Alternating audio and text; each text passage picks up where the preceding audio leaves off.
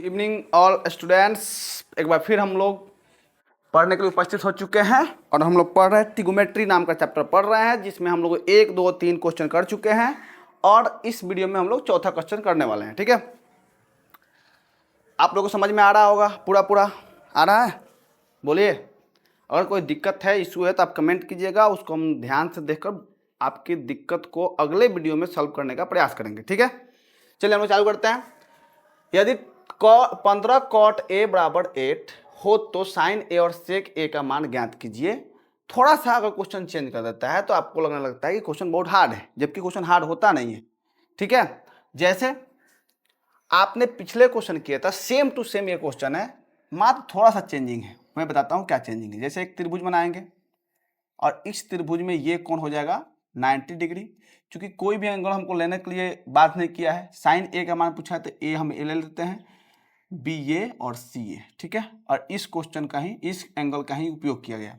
अगर क्वेश्चन में सिर्फ ए एंगल का उपयोग किया गया तो हम कन्फर्म बोल सकते हैं कि ये पी है और ये बी है और ये क्या है, एच है। कन्फर्म बोल सकते हैं क्योंकि इस एंगल के सामने वाले को पी बोलते हैं और इसी एंगल का हमको मान निकालना है। लेकिन जब दो एंगल का यूज होगा तो हम नहीं लिखेंगे, क्योंकि इसके लिए ये पी ए बी तो इसके लिए ये पी ए बी होता है।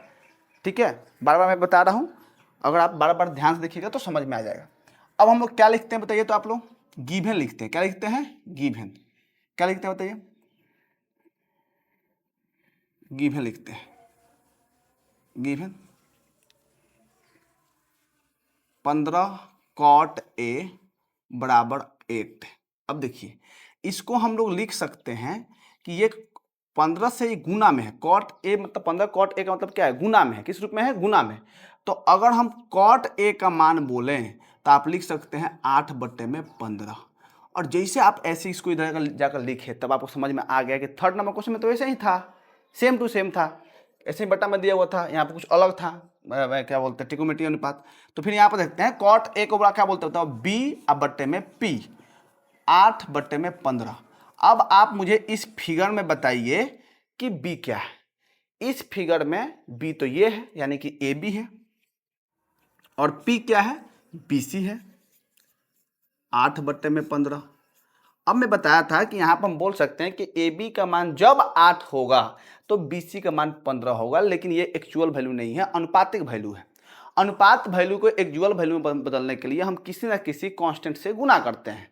तो इसलिए हमको मानना पड़ेगा कि माना A B is equal to 8 k, इसी का मल्टीपल होगा, तथा B C is equal to 15 k. ठीक है, बी सी इक्वल टू 15 के, जहां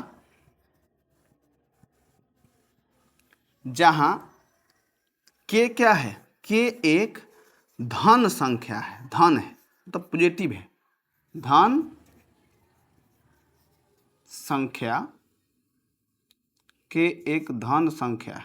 ठीक है, यानी कि हमने इस जो अनुपातिक में से संख्या मान लिया, और जब संख्या मान लिया तो हमने दो वैल्यू निकाल दिया, जाने अनजाने में दो वैल्यू। ए बी का मान कितना निकाल दिया बताइए? तो 8 के। और आपको बी सी का वैल्यू कितना निकाल दिया बताइए? तो 15 के। अब हमको एच का वैल्यू निकालना है, इसका वैल्यू निकालना है। तो दो भुजाएं दिया हो, तीसरा भुजा निकालना हो, क्या करते हैं बताइए? पाइथागोरस प्रमेय। क्या करते हैं? पाइथागोरस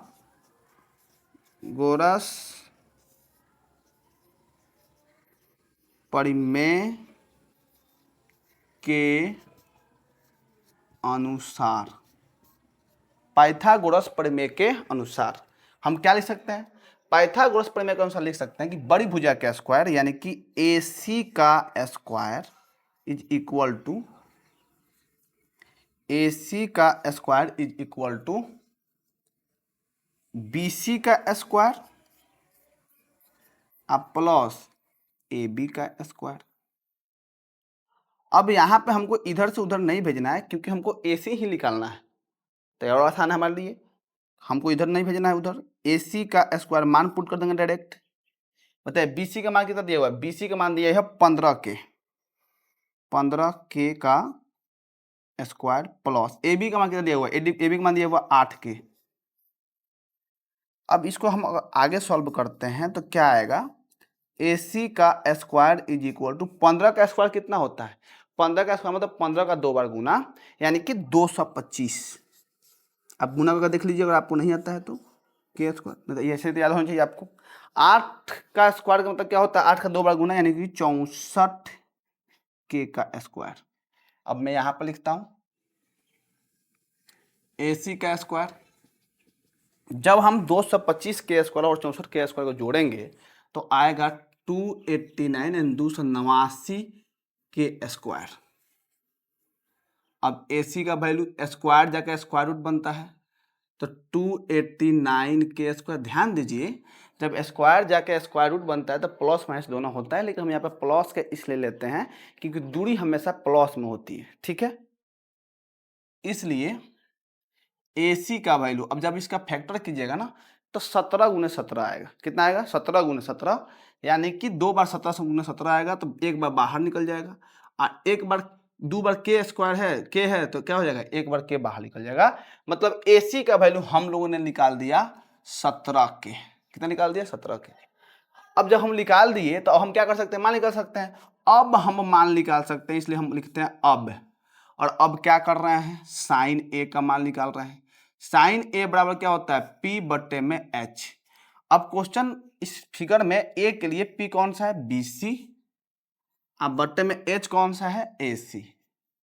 तब BC का मान कितना दिया है बताइए? 15 के। और AC का मान कितना दिया है बताइए? 17 के से के कट गया तो आ गया 15 अब बट्टे में 17। अगला क्वेश्चन क्या है? सेक ए। सेक ए बराबर क्या होता है? H बट्टे में B। H बट्टे में B अनुपात से। अनुपातिक फॉर्मूला अगर आपको याद नहीं तो बार बार देखिएगा, याद हो जाएगा। कॉन्सेप्ट मैंने बता दिया है। शॉर्ट वीडियो में भी हर एक कॉन्सेप्ट को 7 मिनट में मैंने 7 कॉन्सेप्ट को कंप्लीट कर दिया।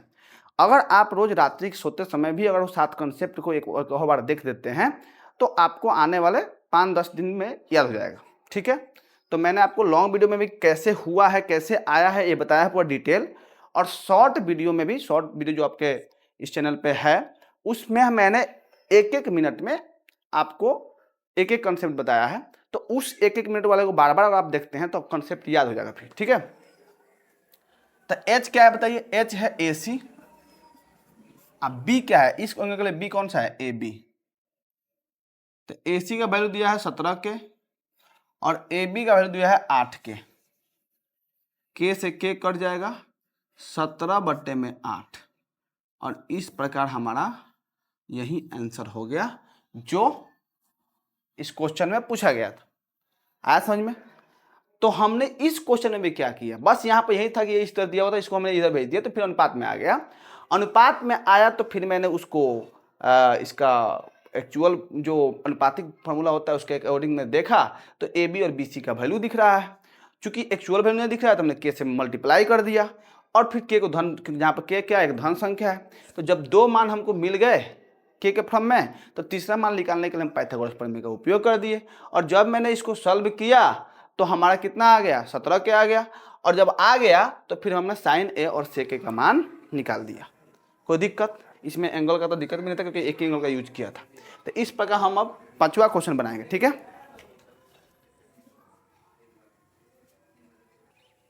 क्वेश्चन नंबर 5 आपके सामने है। यदि सेक थीटा बराबर 13/12 हो तो अन्य सभी त्रिकोणमितीय अनुपात प्रकलित कीजिए। जैसे कि आपको जब मालूम है कि उदाहरण नंबर जब हमने 1 बताया था तो उसमें भी इसी टाइप का क्वेश्चन था वहाँ पे, और सेम टू सेम इसी प्रकार का क्वेश्चन था। तो आपको 10 वहाँ पर 10 का वैल्यू दिया हुआ था और यहाँ पर सेक का वैल्यू दिया हुआ है और अन्य सभी त्रिकोणमितीय अनुपात निकालना है। तो अगर आप उस वीडियो को पढ़े होंगे, समझे होंगे, तो फिर आपको क्वेश्चन एक वीडियो पॉज करके आपको खुद से सॉल्व करना चाहिए। और उसके बाद जब आप खुद से सॉल्व कर लें तो फिर आप इस वीडियो देखकर मिलाएं कि आप सही बना रहे हैं कि नहीं, ठीक है। चलिए हम लोग बनाते हैं, इसको सॉल्व करते हैं। मान लेते हैं एक त्रिभुज ले लेते हैं और एक त्रिभुज जो है ये हो गया आपका ABC। इसमें एंगल का कोई इशू नहीं है। इस कोण को हमने मान लिया का चीज थीटा। इस कोण को हमने क्या मान लिया? थीटा। थीटा क्या है? थीटा एक एंगल डिनोट करने वाला सिंबल है, ठीक है। तो थीटा, इसको थीटा पढ़ते हैं। अब हम लोग करते क्या है, जो करते हैं वही काम तो करना है। पहले हम लोग गिवन लिखते हैं, तो गिवन लिखेंगे। गिवन क्या है, सेक थीटा बराबर 13/12। अब बताइए सेक थीटा बराबर होता क्या है, रेशियो फार्मूला। रेशियो फार्मूला में होता है h बट्टे में b, और जब h बट्टे में b होगा तो h बट्टे b बराबर 13/12 हो गया।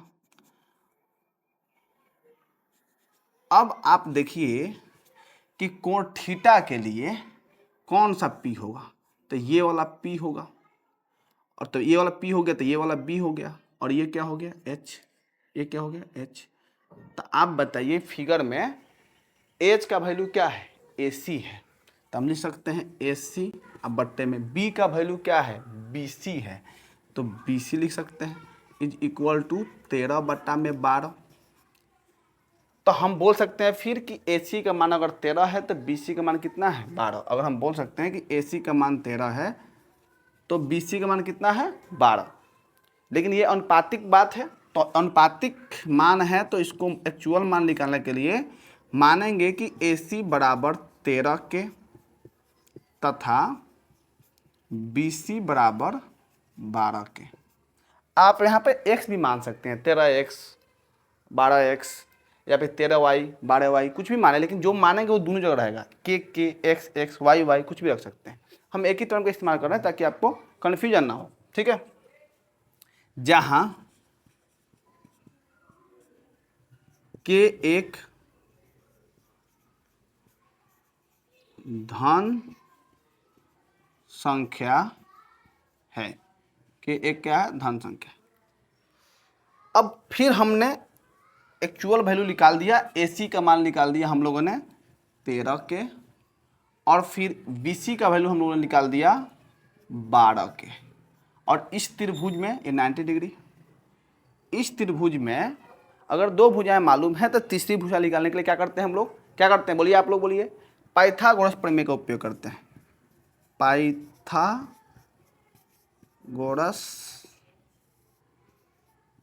प्रमेय के अनुसार, और इन्होंने क्या कहा था, पाइथागोरस नाम के वैज्ञानिक थे, उन्होंने साइंटिस्ट, उन्होंने क्या कहा था, मैथमेटिशियन थे, क्या कहा था उन्होंने कि बड़ी भुजा का स्क्वायर यानी कि AC का स्क्वायर इज इक्वल टू दोनों छोटे भुजा के स्क्वायर के योग के बराबर होगा, यानी कि AB square plus BC square. यहाँ तक में कोई दिक्कत नहीं। अब आप जो है इसका मान रखेंगे, तो AC का मान कितना है, 13, नहीं हमको निकालना करती है AB, तो AB को निकालने के लिए AB को क्या करना पड़ेगा, तो AB को इस साइड भेजिए, तो AB का स्क्वायर इस साइड रख देते हैं, और उसको जब इधर भेजेंगे तो AC का स्क्वायर माइनस BC का। अगर आपको समझ में नहीं आया तो यहाँ पर देखिए, हम बताए थे कि अगर इसका मान निकालना है तो बड़ी भुजा में से छोटी भुजा का स्क्वायर घट जाएगा, तो बड़ी भुजा AC का स्क्वायर में से घट जाएगा BC का स्क्वायर। आप इतना दिमाग में रखिए। अब हम इसका मान रख देंगे, तो मान रखेंगे तो AB का स्क्वायर, AC का वैल्यू कितना दिया हुआ है, AC का वैल्यू दिया है 13 के, और BC का वैल्यू 12 के। आप बताइए कि इसके बाद मैंने फिर लिखूंगा AB का स्क्वायर, 13 मतलब 169, 13 का 2 बार गुना, 13 का स्क्वायर का मतलब 13 का 2 बार गुना, तो 169 169 आएगा, और माइनस 12 का स्क्वायर मतलब 12 का 2 बार गुना 144 के स्क्वायर आएगा, ठीक है। कोई दिक्कत नहीं। अब हम यहाँ पर लिखते हैं AB का स्क्वायर बराबर, अब हम क्या लिख सकते हैं, 169 के स्क्वायर में से 144 के स्क्वायर को जब घटाइएगा तो आएगा 25 के स्क्वायर, 25 के स्क्वायर। अब AB तो स्क्वायर जाकर स्क्वायर रूट 25 के स्क्वायर, इसलिए AB का मान आप जानते हैं 25 का वर्गमूल कितना निकलता है, 5, और के स्क्वायर का के, तो कितना आ जाएगा 5 के। यानी हम लोगों ने इतना सारा मेहनत करके इस P का मान को हम लोगों ने 5 के निकाल दिया, 5 के, ठीक है। अब हम लोगों को करना क्या है, जो पूछा है अन त्रिकोणमितीय अनुपात। तो अब जो है, अब चाहे अतः लिख सकते हैं, अतः अन सभी त्रिकोणमितीय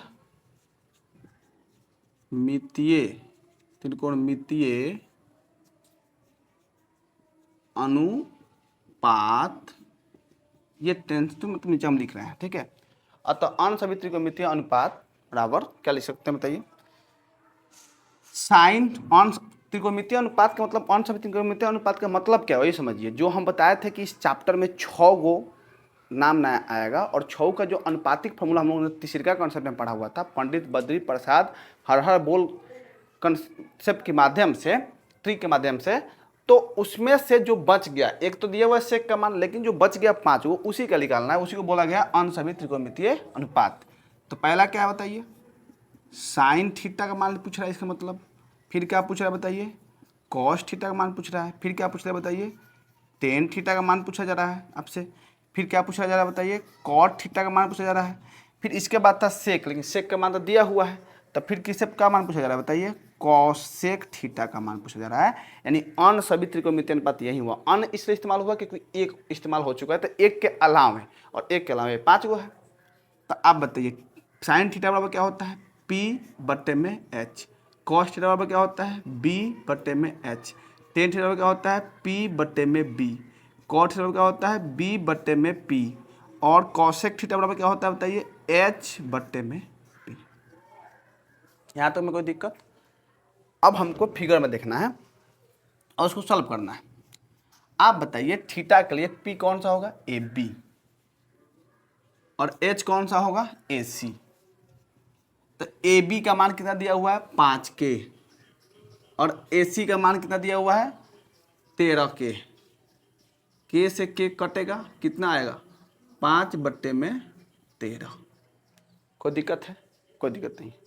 कॉस थीटा बताइए, कॉस थीटा क्या होता है, बी, तो इस थीटा के लिए बी कौन सा है, बी सी, और एच कौन सा है, ए सी, एच कौन सा है, ए सी। तो बी सी का मान कितना दिया हुआ है, 12 के, और ए सी का मान 13 के, जब कटेगा दोनों तो कितना आ जाएगा, 12 बट्टे में 13। कोई दिक्कत? टेन थीटा बराबर पी बटे में बी, तो थीटा के लिए पी कौन सा है, ए बी, और बी कौन सा है, बी सी। ए बी का मान कितना दिया हुआ है, 5 के, और बी सी का मान कितना दिया हुआ है, 12 के से के कटेगा, कितना जाएगा, 5 बट्टे में 12। कोई दिक्कत? कोई दिक्कत नहीं। कॉट थीटा, कॉट थीटा क्या है, बी बटे में पी, तो बी का मान कितना दिया होता है, तो बी सी, और पी का मान कितना दिया होता है, तो ए बी। बी सी का वैल्यू कितना दिया हुआ है, 12 के, और ए बी का वैल्यू कितना दिया हुआ है, 5 के से के कटेगा, तो 12 अब बटे में 5। ठीक है। कॉसेक थीटा एच बट्टे में पी, तो कॉसेक थीटा इसके लिए एच कौन सा है, ए सी, और पी कौन सा है इसके लिए, ए बी। ए सी बराबर कितना है, 13 के, और ए बी बराबर कितना है, 5 के से के कटेगा, आ गया 13 बट्टे में 5। और यही हमको पांचों अनुपात पूछ रहा था, अन त्रिकोणमितीय अनुपात, यानी कि एक त्रिकोणमितीय अनुपात 13/12 दिया था, अब बाकी 5 त्रिकोणमितीय अनुपात आपसे पूछ रहा था। आपको समझ में आया होगा। तो इस प्रकार हमने आपको ये क्वेश्चन बताया जो कि उदाहरण नंबर 1 के जैसा था, दोनों सेम सेम था। अब इसका अगला क्वेश्चन 6 नंबर है जो कि सिद्ध करने वाला है, जो कि आपको मैंने उदाहरण 2 जो कराया नहीं कराया था वो भी सिद्ध करने वाला है। तो अगले वीडियो में हम उदाहरण 2 और क्वेश्चन नंबर 6 दोनों सिद्ध कराने वाला क्वेश्चन है, उस दोनों को एक साथ आपको बता देंगे, जिससे आपको उस क्वेश्चन को समझने में आसानी होगा। आप लोग डेली किसी भी गुरुजी के पास पढ़ते हैं, सब गुरुजी अच्छे होते हैं, अच्छे पढ़ाते हैं, उनकी बातों को मानना चाहिए, पढ़ना चाहिए। लेकिन आप अगर चाहते हैं कि मैथ में हम 100 में 100 नंबर लाएं, कमज़ोर हैं, तो आपको बस हर शाम 1 घंटा हमारे नाम करना होगा। 1 घंटा आपको पढ़ाई डेली बेसिस पर करना है और पूरा सिलेबस और साथ में 100 नंबर लाने की गारंटी मेरा है। जो भी चीज़ याद करने वाला है उस याद करने वाले चीज़ को हम शॉर्ट वीडियो के माध्यम से इसी पर अपलोड करते जाएंगे। आप लोग उसको कभी भी खाते पीते या फिर घूमते फिरते आप उसको शॉर्ट वीडियो को देखते रहिएगा, उससे आपका याद हो जाएगा। और लॉन्ग वीडियो के माध्यम से आप पूरे कभी 1 घंटा जो हम बोले हैं कि आपको बैठ कर पढ़ना है उसको करना है। बहुत ध्यान से पढ़िए। हमारे पास भी यहाँ पे जो ऑफलाइन बच्चे हैं वो भी ध्यान से पढ़ रहे हैं, बहुत मेहनत कर रहे हैं। आप भी बहुत मेहनत कीजिए, है ना। यहाँ पर तो बच्चे ऐसे हैं कि जो लोग शाम तक पढ़ते हैं और घर पे जाते हैं तो बोली भी सुनते हैं कि इतना देर देर तक क्यों पढ़ते हैं, समझे कि नहीं। तो आप लोग भी ध्यान से पढ़िए और फिर हम अगले वीडियो में मिलते हैं। तब तक के लिए जय हिंद।